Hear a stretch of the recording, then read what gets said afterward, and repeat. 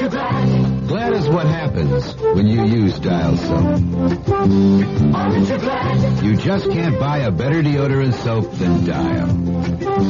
Aren't you glad? And that's saying something. Aren't you glad? Aren't you glad? You use Dial. Aren't you glad? You use Dial. Aren't you glad? Aren't you glad? You use Dial.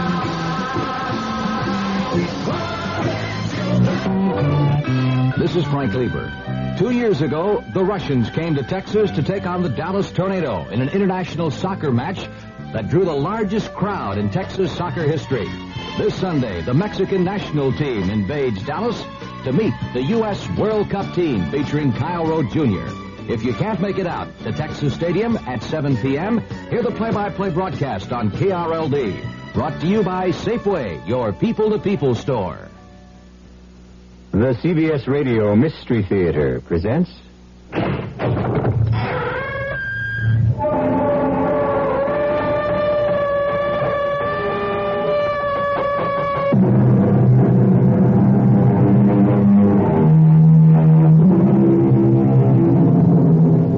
Come in.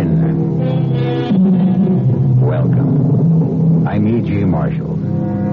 Welcome to the terrifying world of the imagination. My tale is about greed, the lust for gold. It has been said about the hunger for money that it is an overwhelming appetite that feeds on itself and can never be sated. Even the most honorable man can feel the hunger pangs that are caused by poverty. I thought of you trying to make a home for us out of the few dollars I earn. I was wet and tired and angry, and I kept thinking he has so much and locks it away, not even spending anything for his own comfort, keeping it from us who need it so badly. What are you saying, Hans? I'm saying that in my mind a red dot began to form, and it grew and grew till it turned into a word I could read. Hans! That word was kill.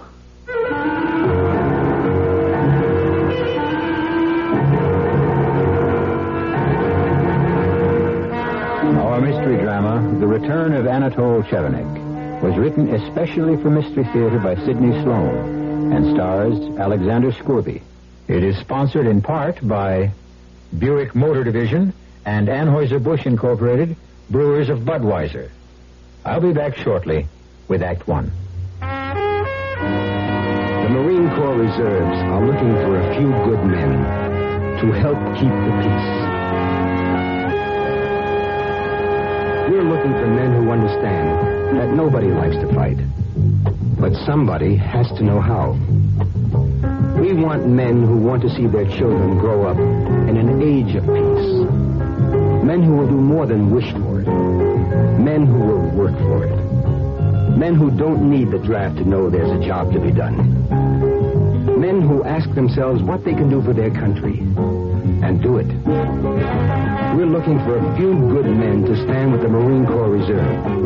No shortcuts, no compromises, no promises except one. You'll be a Marine, and you'll be ready. That's the job of a peacekeeper.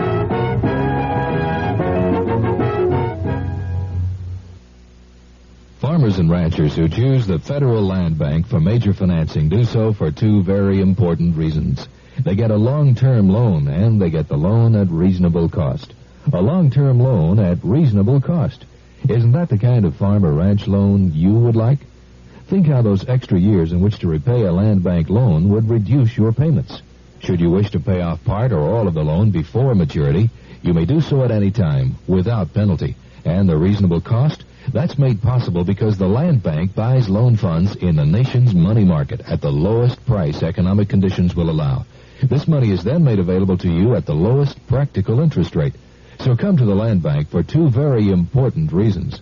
A long-term loan and reasonable cost. Write to the Federal Land Bank of Houston, Post Office Box 2649, or see your local Federal Land Bank Association.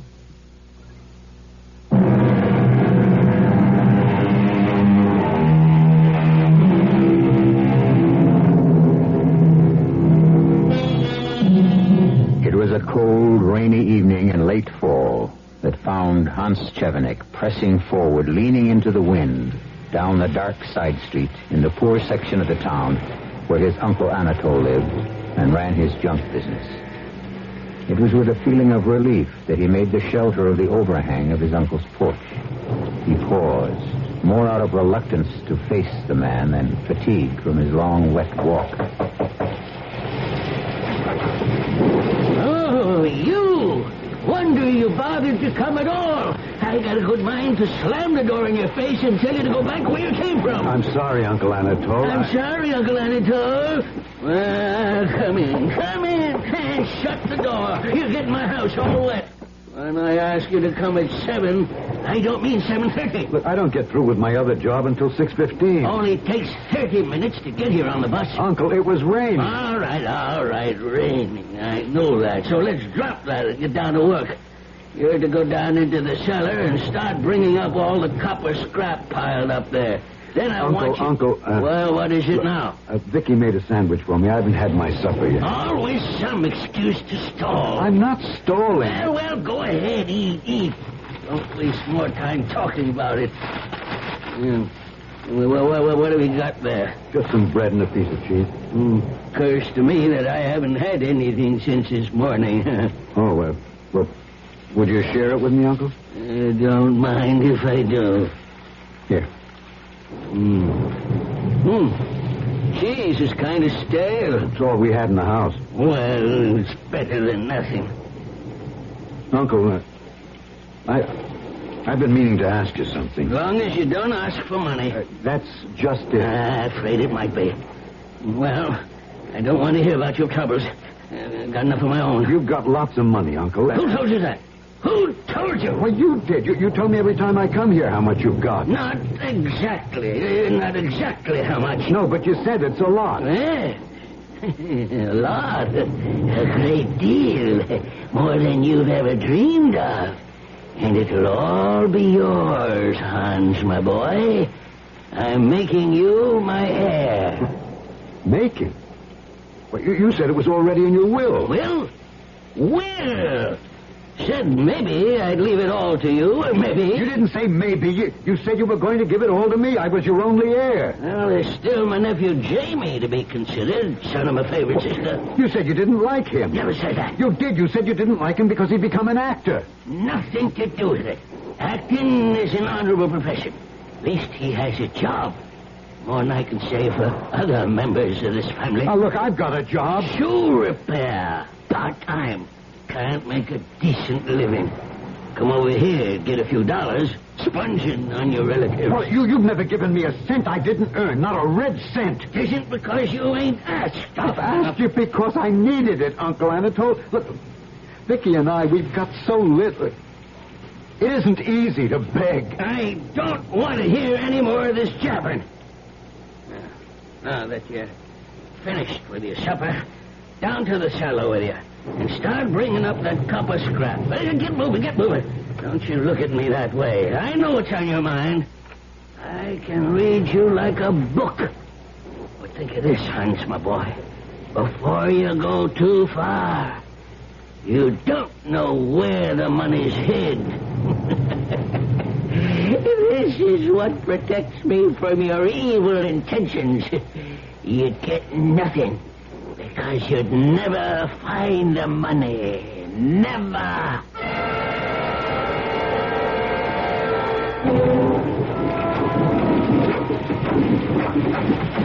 Dad, you home? Yeah, Vicky. Sorry I woke you. Oh, well, I couldn't sleep anyway. I was worried about you. What time is it? Nearly 2 in the morning. I'm soaked. It's still raining. Oh, but take off your wet things, dear. Yeah. Uncle Anatole kept you late tonight. Worked me late, you mean? He's taking advantage of you, Hans. I know it. He knows it. Paying you so little and holding that inheritance in front of your nose like a carrot in front of a donkey so you'll go on working. That's what I'm turning into, a donkey, a beast of burden. Suppose he decides to give it to somebody else when he dies. He can't. What do you mean? He can give it to anyone he wants to. To your cousin Jamie? To anyone, to charity? He wouldn't give it to charity. He doesn't know the meaning of the word. As for Cousin Jamie, I know something he doesn't know. Jamie is dead. dead? Yes.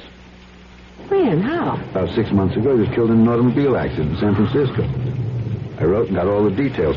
Car caught fire after crashing. He was identified from papers in his wallet. Then you're bound to get the money. When? Well, when he... Dies?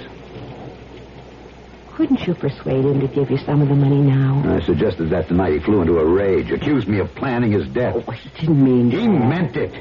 He as much as said the only thing that was keeping me from killing him was the fact that I didn't know where the money was hidden. Oh, that's ridiculous. It's almost comical. That's the way I felt about it when he said it.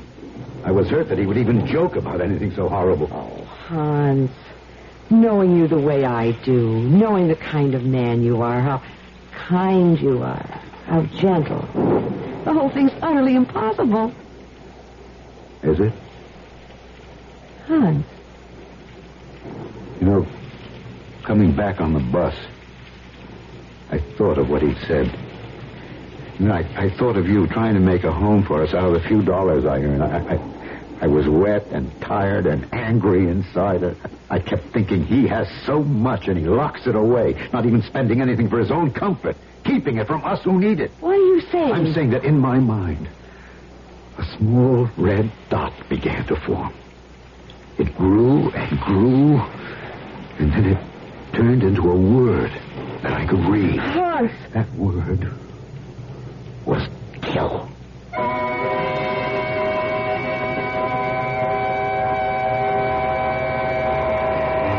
Hello? May I speak to Mr. Crandall, please? Ann Chevenic calling. Miss Crandall? Yeah, I got your letter. I know I'm 10 days late with the payment. Yes, sir, I know that what the contract reads, but... Oh, no, sir, I wouldn't want that to happen.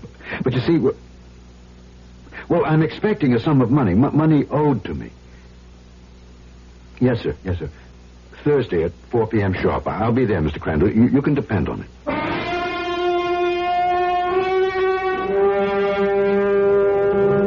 You'd like to see me dead and in my grave so you could have my money. No.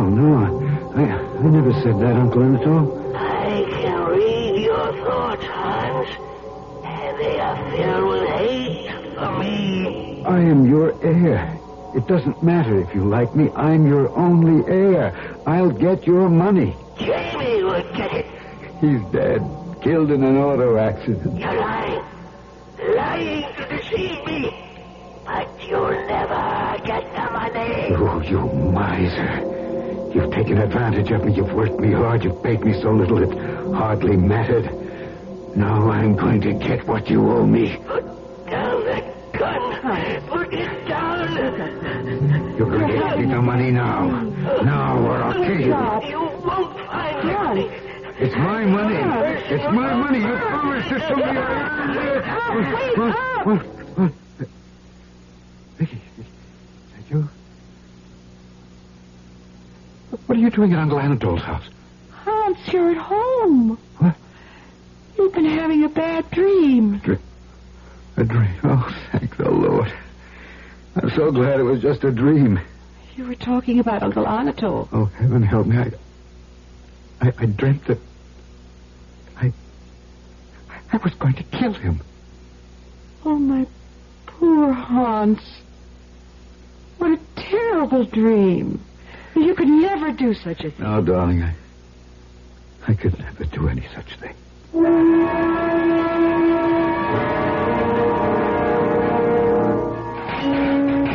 Hans!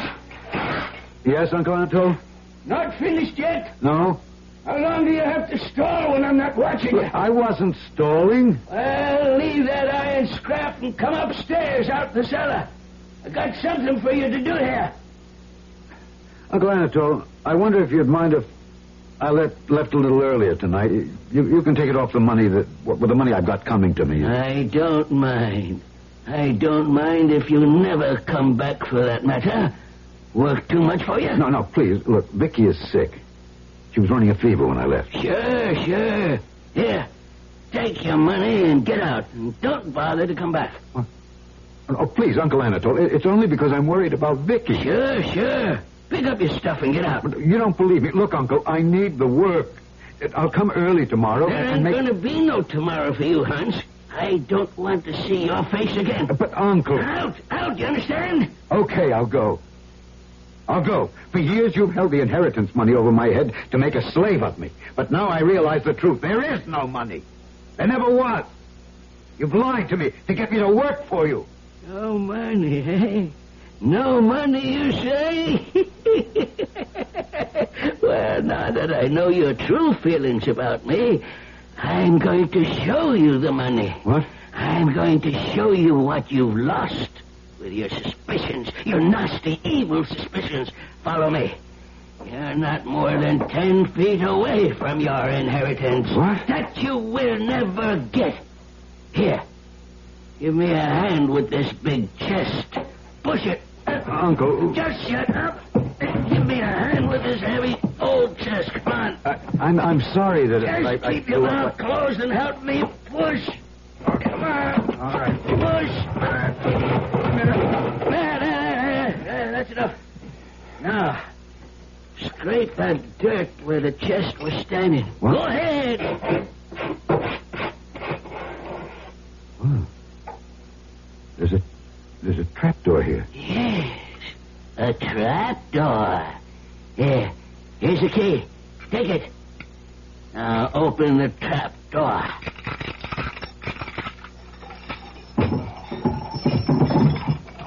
Now, hold up this lamp. Oh, What do you see in that box? gold coins. All gold. That's right, my boy. All gold coins. A fortune. You didn't believe me, eh? Now you will never touch it. Never have even one small bit of it. What good is it to you? What can you do with it? Now that you've seen it, I'll enjoy it more. Help me push this chest back. Come on, I can't do it alone. No, I won't help you. Don't. Not until you give me what's coming to me. Don't make me lose my temper. Do it yourself, you old miser. So, I'll make you work, you stupid oaf. Put down that cane. Your last chance. Do what I ask. I swear, if you strike me, I'll kill you. Threaten me, will you? I'll show you. Stop. Threaten me? You haven't got the nerve to do anything with your life. Get out of my house, you weakling. You coward. I've had enough from you. I'll kill you.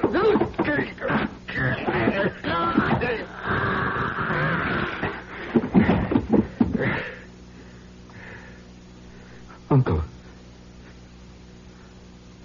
Uncle. Speak to me. No. You're not dead. You're not dead.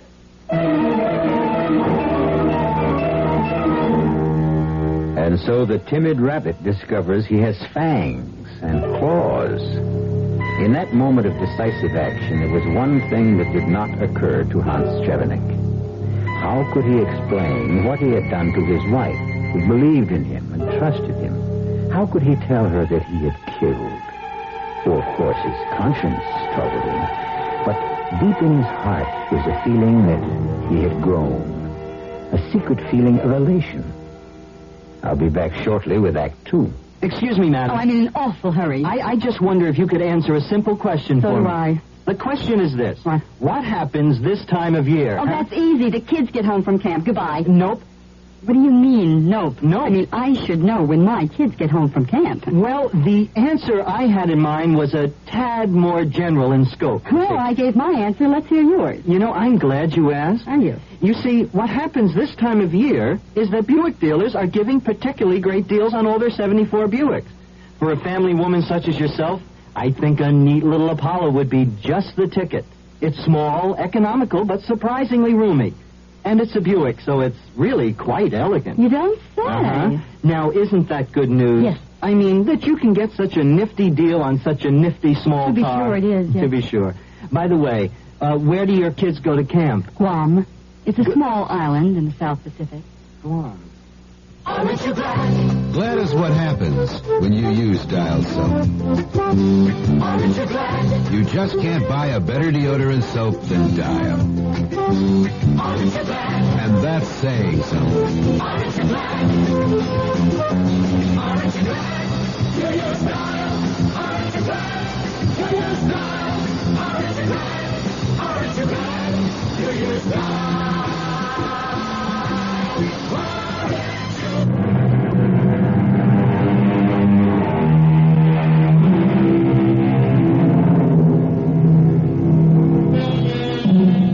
When Hans Chevenic returned home that night, he slipped into the house as silently as he could.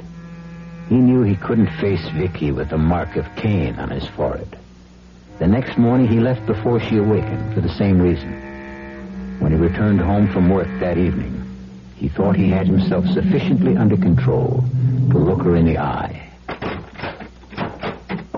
Anne, that you? Yes, Vicky? Well, come into the kitchen. I've got something on the stove. Oh, it sure smells good. Well, I made a little stew for you. It's ready any time you are. Sit down. Sure. Anytime. Tastes good on a cold, blustery day like this. Vicky, you're putting it all on my plate again. I've eaten No, already. you did the same thing yesterday. Said you'd eaten when you hadn't. Well, you work hard, dear. You need more than I do. Nonsense. Now, sit right down. We're going to share this. Now, start eating. Oh, Hans. Please forgive me. I don't want to cry. I know, dear. Things have been very tough for the last year or so. But I tell you, they're going to get better. Look, I've had a bit of good luck. Look at this. What is it? What is it? It's a $20 gold piece. Oh, I've never seen one before. The government stopped minting them years ago. They're collector's items now. This little bit of gold worth $20? Worth a lot more than that. I'm giving it to you. A present. A present? Well, what could I do with it? Keep it. Or sell it. It'll bring quite a bit. Well over $200, I think. Hans, where did you get it? I found it. I was on the bus this morning, and I looked down, and there was this little gold glint right under my feet. Did you report that you found it? No. I'll go around to the bus company lost and found tomorrow and report it.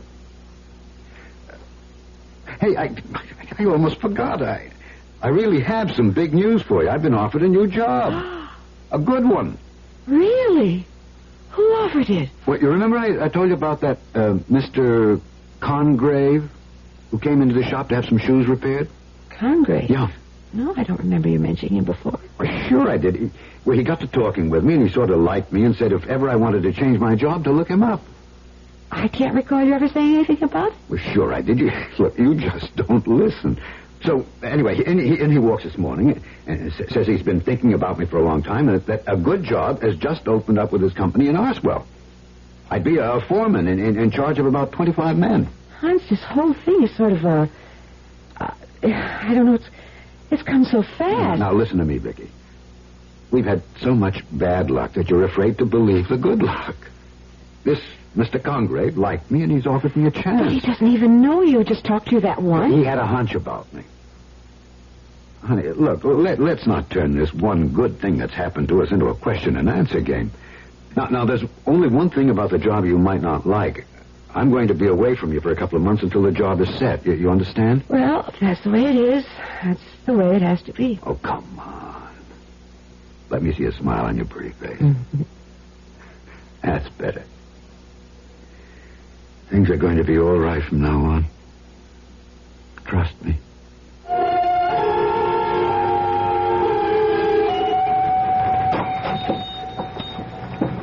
Yes, can I help you? Oh, are you Mr. Chevenic? Anatole Chevenic? No, I'm his nephew, Hans. Well, this is Anatole Chevenic's house, isn't it? That's right. He in? I have a registered letter for him. Has to be signed. No, he's not in. In fact, he's left. He's left the country. Oh. You know, I've been delivering mail to him for 3 years now, and I never saw him once. Talked to him through the door one time. It told me to push the mail under the door, but never opened it. Yes, he had some peculiar habits. Oh, my job, you get to see a lot of strange... You said had? What? You said had, as though he was dead. What, did I? Yeah. Well, I didn't mean it that way. He's gone off to South Africa, Johannesburg. Spent most of his early life there, you know. He felt he was sort of, well, going home, so to speak. The letter. Letter? Yeah. Registered. Reason I came. Got to be signed for. Well, guess you could do it. Well, I don't like signing his name. Oh, just sign your own. That'll be all right. Right here. Okay. Thanks. Here. Have a good day. Thank you. Oh. Gotta watch myself. That was a bad slip. I wonder if he was suspicious. Oh. Hello? Hello. May I speak with Anatole Chevenic, please? Well, he's not here. What do you mean he's not there? He's gone. He's left the country. Gone? He didn't say anything to me about leaving. I spoke to him just 2 days ago. Well, yeah, it was all very sudden. He left probably after you talked to him. Very strange. He said nothing about any plans to go away. Where did he go? Africa. South Africa. What? South Africa? Yes. You see, he'd spent the better part of his early life there, in Johannesburg. I never heard that. Who are you? I'm his nephew, Hans Chevenic. Oh, Hans Chevenic. Yes. Well, I was really looking for you when I called here. What? Looking for me? Who is this? Surely you can't have forgotten so soon. I thought you would be in Oswald this morning, starting on your new job. What? How did you know? Oh, you must have spoken with my wife. She expected me to be there. As a matter of fact, I would have been there if it hadn't been for the sudden departure. Of Uncle Anatole? Yes, it sort of changed my plans. Strange the way you said that. What? Sudden departure. Well, what's so strange about that? It's a common expression. It is also used when speaking of someone dying. Suddenly. Not at all. Not at all. Sudden departure, sudden death.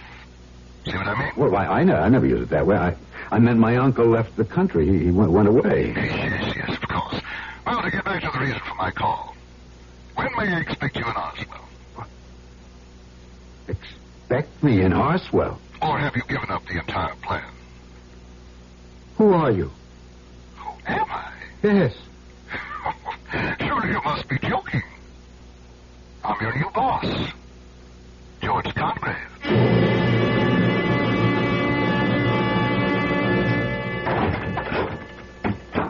Hello? Who's there? It's me, dear, Hans. Oh, Hans. I wasn't expecting you when I heard the front door open. It's all right, Vicky. Hans, what happened? What do you mean? Well, you were supposed to be in Arsville, weren't you? When you left the house Wednesday morning, you said you were catching the bus to Arsville to take the new job. Well, But you didn't go. No, I stopped off to tell Uncle Anatole that I wouldn't be back, that I was quitting my job with him. Oh, that was very foolish. There wasn't another bus till 2 o'clock in the afternoon. How were you to get to Arsville in the new job? Look, Vicky, I suppose it didn't make good sense to stop off without thinking how I was going to get to Oswald afterwards. Well, I was so surprised when the next morning Mr. Congrave came to the door and wanted to know where you were. Congrave came to the door? What did he look like? Middle-aged, nicely dressed. Asked for you. I knew who he was immediately, and I got terribly worried about you. Vicky, how did you know it was Mr. Congrave? Well, I knew, that's all. I just knew. Did he tell you his name? Did he introduce himself first? I don't know. How could I remember that?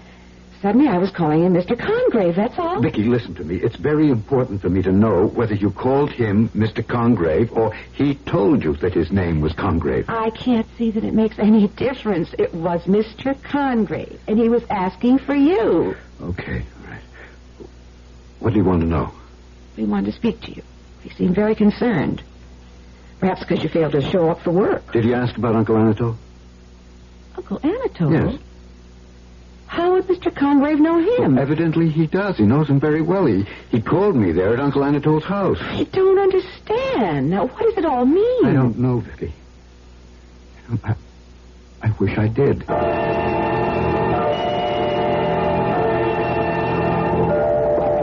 that the house? Yeah. Well, it isn't in very good repair, is it? Uncle Anatole never would spend a cent if he could help it. Here, up these stairs. Hans, shouldn't we knock? There's nobody there. Uncle Anatole couldn't answer. He's gone away. Oh, the place is a mess, isn't it? Pretty bad. Wait till I put the light on. I'm glad I decided to come back here with you. I'll be able to get some semblance of order restored. Is Uncle Anatole selling this house? I guess so. He said he wasn't coming back. Then it makes sense to clean it up. Better chance of selling it. You wanted me to come here with you, didn't you, Hans? Well, I didn't want to come alone, Vicky. Now, just a broom and a bucket and water, and I'll start. Have any idea where he keeps the cleaning things? No, dear. You'll just have to search around till you find them. I'm going down cellar for a while. All right, Hans. Oh, Hans. What is it, Vicky?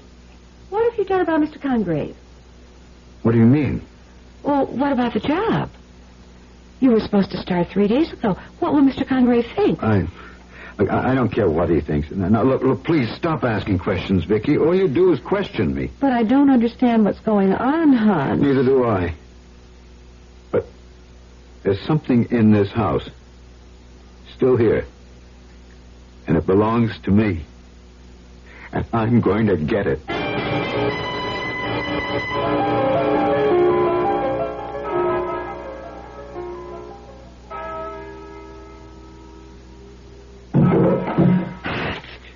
Huh? Hans, wake up. What? Hans, someone's in the house.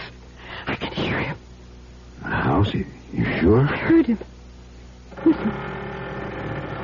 There. You hear it? Yeah, but this is an old house. Old houses creak at night. It isn't just that. I heard something. Someone bumped into something in the dark. I don't believe there's anyone there, but I'll go take a look. You have a flashlight? No, I'll just switch on the lights downstairs. Do you want me to come with you? If you want to, come on. I'll feel along the wall for the light switch. Hold on to my arm. Here, I've got it. I don't see anything out of the ordinary. It's probably just your imagination. You know, those noises. No, I heard something. Well, no one's in the house as far as I can see. Come on, let's go back to bed. All right, Hans. A phone. At this hour? I'll get it. You stay here. Yes? Hello? Anatole Chevenic? He's not here. Oh, he's there. He's there all right. But he isn't able to answer. Is that what you mean? Please, what do you want? I told you. I want to speak with Anatole Chevenic. He can't speak with you. He's not here. Is this Hans Chevenic? Yes, this is Hans. Hans, this is George Congrave. No, there is no George Congrave. He's just a lie. A lie I told my wife. There is no George Congrave.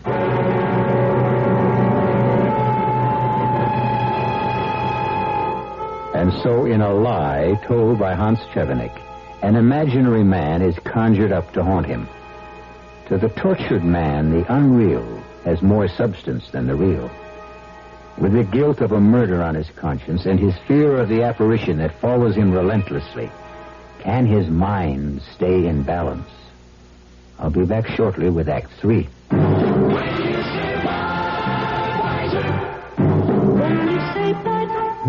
You've said a lot of things nobody else can say.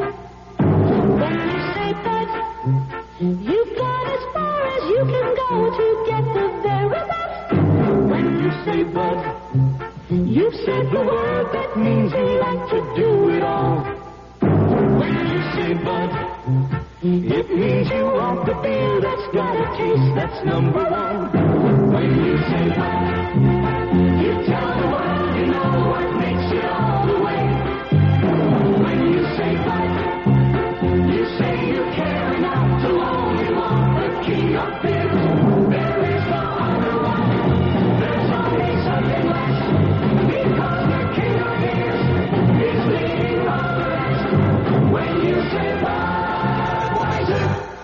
You've said it all. Anheuser-Busch, St. Louis. Hot dog, Armour hot dog. What do kids put on Armour hot dog? Mustard, ketchup, lots of relish too.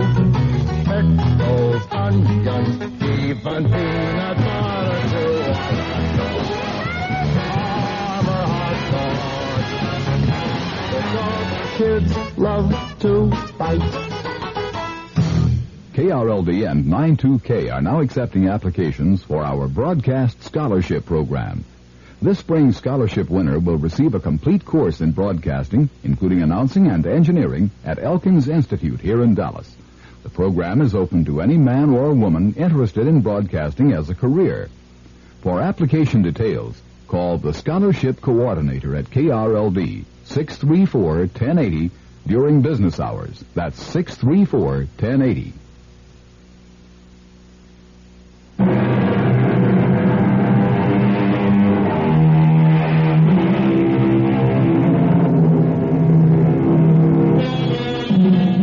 After his frightening experience on the telephone with a man who calls himself George Congrave, Hans tried to compose himself and put up a brave front for Vicky, but he failed miserably.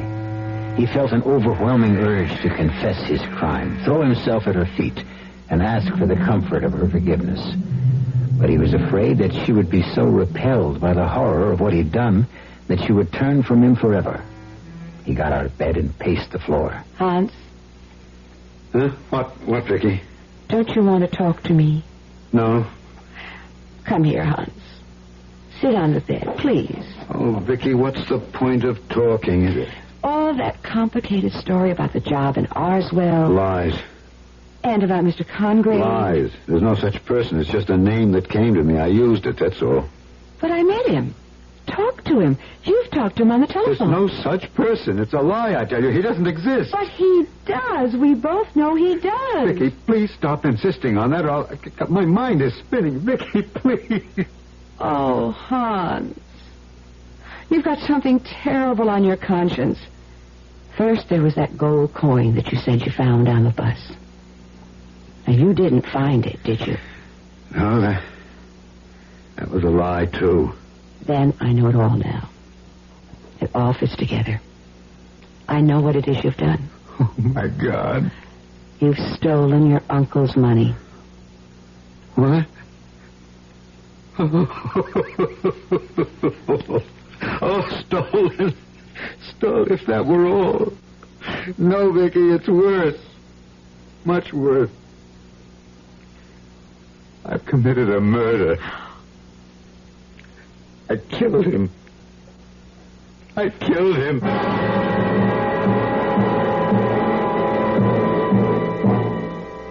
Vicky, you still here?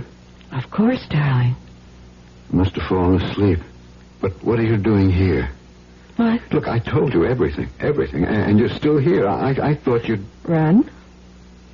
Run away from you? Vicky, I wanted to tell you sooner, but I was afraid I'd lose you. You don't have much faith in me, do you? I love you. And I would fight for you and stay with you no matter what you'd done. Even murder? You haven't committed a murder. Vicky, You just think you have. It's all confused in your mind. You remember your dream? You dreamt you'd killed your uncle. Yes, but It was Vicky... just a dream. Remember, you woke up and said, "Thank God it wasn't true." But, Vicky, it came true. That dream came true. I strangled him. Then I took his gold, and I put him in the hole and pushed the big chest back over the trap door. Hans, you were dreaming. No, I wish I were. No, I did it. Listen to me. Now, try to control your thoughts. Just say to yourself, "It never happened." Oh, Vicky. It never happened. You just imagined it or dreamt it. It happened. I killed him. I pushed him into the trap in the cellar floor, and he's still there. He's still there. Hans, Did you move the chest away by yourself when Uncle Anatole said he would show you the money? Well, no, we both pushed. It was too heavy for me to do alone. Then I opened the trap with the key he gave me. And I saw the gold. I couldn't believe my eyes. And he laughed. He told me that was the last time I would ever see it, that he was cutting me out of his will. Then after all that, he commanded me to help him push the chest back over the trap. And then you struck him? No, he struck me with his cane because I refused. Look, here it is, this broken cane. He broke it on my back. There's dried blood on it. My blood. I begged him to stop it. He just kept hitting me as though he'd gone mad. Finally, I grabbed him. I thought to stop him. I didn't even realize what I was doing. I hated him. I loathed him. And I was strangling him. When I let go of him, he was dead. And then you took the money? Yeah, I hid it in another place. I had better use for the trap. It was to be Uncle Anatole's grave. I pushed him in. I closed the trap door and pushed the big chest back over it. Hans, there's only one way to find out. You mean move the chest and look into the hole? No. It's the only way. No, I couldn't look at his face again. If he's not there, it means you never killed him. No, if he's not there, it means he's still alive, and that's more frightening than his being dead.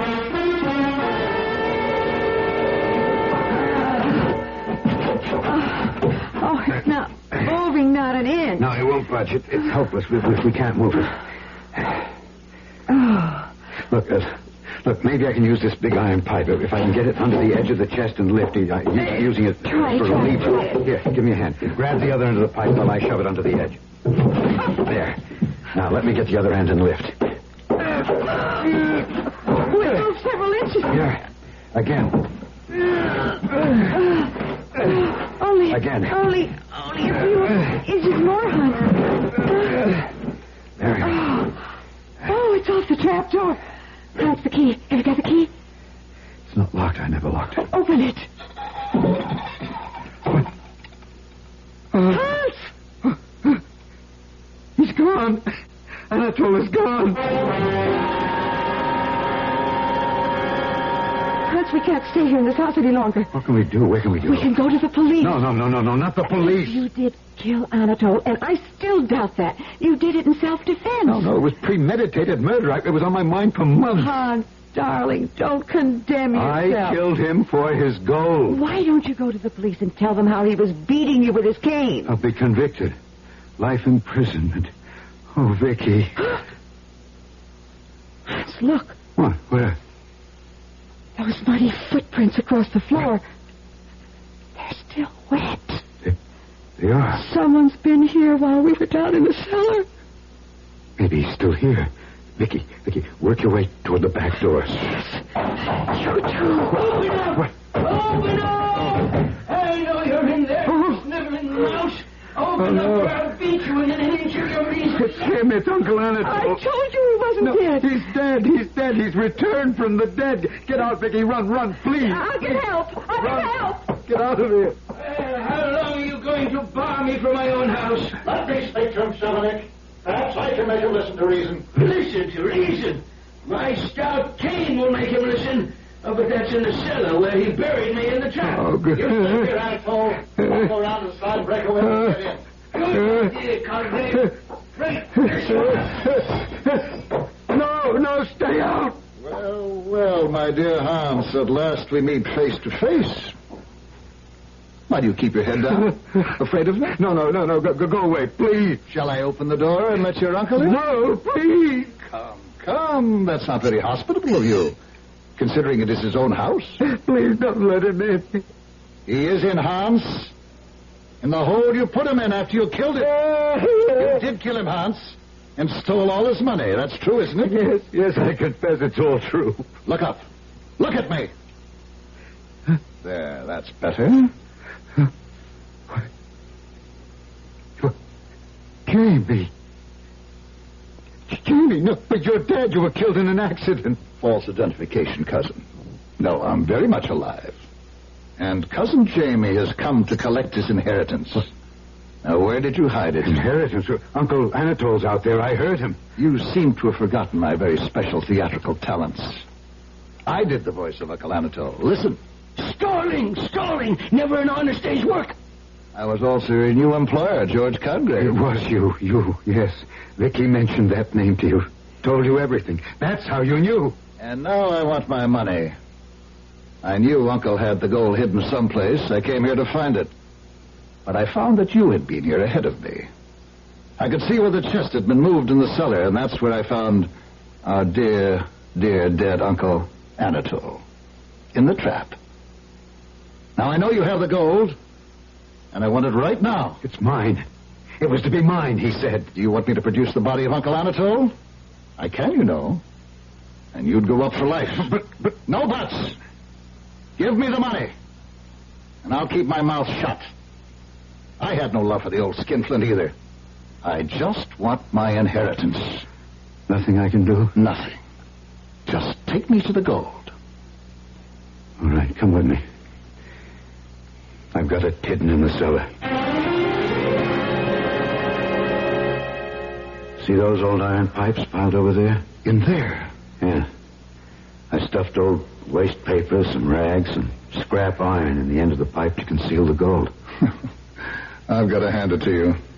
I searched this house from one end to the other night. I knew the gold was here. It was too heavy for you to carry away with you. But I never thought of the pipe. Well, now, let's see. Turn around, Jamie. What? Hans! Put down that iron bar, Hans! Gold is mine. He promised it all to me. Look! I'll split it with you. Half for you. No!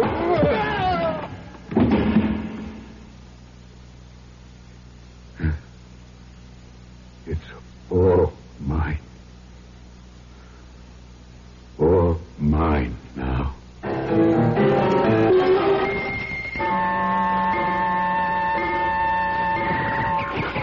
Nice day. I'm glad you could come. Oh, I never miss the second Thursday in each month, Doctor. I think he looks forward to it.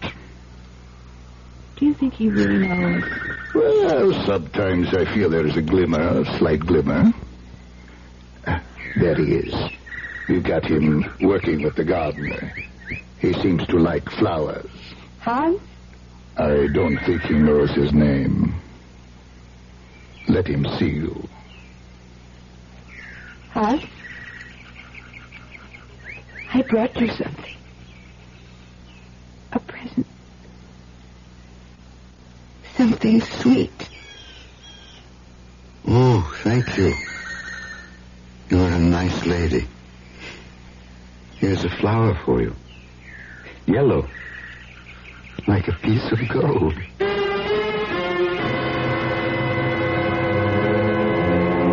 Hans Chevenic had been walking on the narrow line between sanity and insanity, and had finally fallen into the abyss. He remembers only one thing, stronger than anything else, stronger than memory, stronger than life, the glint of gold. I'll be back in a moment. Who knows how to help you solve your shopping problems? Your Better Business Bureau knows. I saw this perfectly darling mirror in the showroom, so I bought it. But when the truck came, they delivered this thing I never saw before. Now what am I going to do? I'll tell you what to do, madam. But who are you? I'm the man from the Better Business Bureau. Now, the first thing to do is to call the store manager and tell him what happened.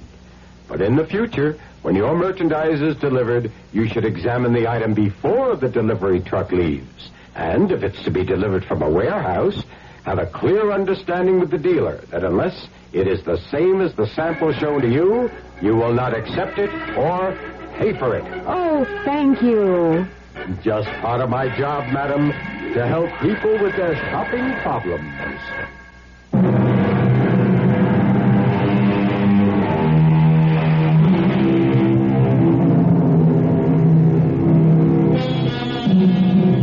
And there we have it. A tale of greed, which destroyed the lives of 4 people Anatole Chevenic returned to haunt the waking and sleeping of his nephew Hans. And the gold, which he hoarded for so many years, brought happiness to no one. Our cast included Alexander Scooby, Ann Petoniak, Gil Mack, and Sid Sloan. The entire production was under the direction of Hyman Brown. Now, a preview of our next tale. And what is the whole contract? That while a person owns this dark imp in the bottle, any request that concerns money, gold, or wealth, no matter how unreasonable, will be satisfied. And that to dispose of this creature and its spell, you must sell it for less than your original price. Oh, here. $7.40. $5 is enough. Okay. Cheap at nearly half the price. Oh, think first, Barry, think. Remember, it will keep you rich as long as you live. But remember, too, if you do not sell it for less than you paid for it before you die, your soul will surely rot in hell for eternity. Radio Mystery Theater was sponsored in part by Anheuser-Busch Incorporated, Brewers of Budweiser, and Buick Motor Division. This is E.G. Marshall inviting you to return to our Mystery Theater for another adventure in the macabre. Until next time, pleasant dreams.